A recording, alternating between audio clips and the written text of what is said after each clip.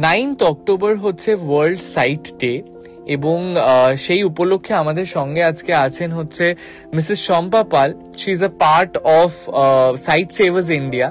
তো আমি যেটা প্রথমেই তোমাকে জিজ্ঞেস করবো সেটা হচ্ছে, তুমি বললাম সেটা হচ্ছে যে Sightsavers India, what is this organisation, মানে কি করেন এরা, সেটা যদি একটু বলেন।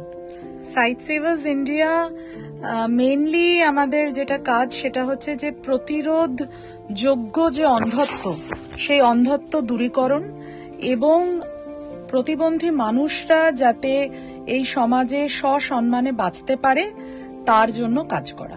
আপনার কতটা মনে হয় যে অডিও স্টোরি বা অডিও বুকসটাকে আরো বেশি অ্যাক্সেসিবল করে দেওয়া উচিত এই কমিউনিটি? একদম অর্ণব, ইনফ্যাক্ট সাইট সেভার্স ইন্ডিয়ার প্রচেষ্টায় আমরা ক্লাস 5 থেকে ক্লাস 10 পর্যন্ত যে সমস্ত বই আছে সেগুলোকে অডিও ফরম্যাটে আমরা করে, এবং আমরা কিছু আইসিটি ডিভাইসেস বাচ্চাদের দিয়েছি, যেমন মোবাইল বা ডেজি প্লেয়ার।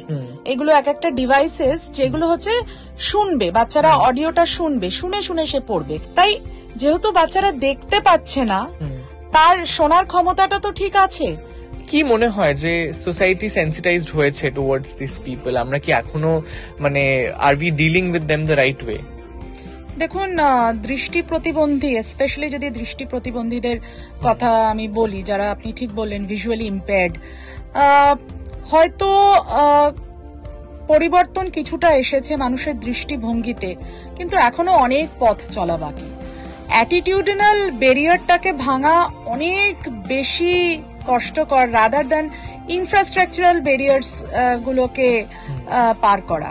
আমার মনে হয় এই মাইন্ডসেটটা, পার্সপেক্টিভটা অনেকটা বদলাতে হবে, যে একটা সমস্যা আছে, সেই সমস্যা গুলোকে নিয়ে মানুষটাকে কি করে ইনক্লুসিভ সোসাইটি আমরা করতে পারি, আমার মনে হয় সেই পার্সপেক্টিভটা আমাদের মধ্যে আনা খুব বেশি প্রয়োজন।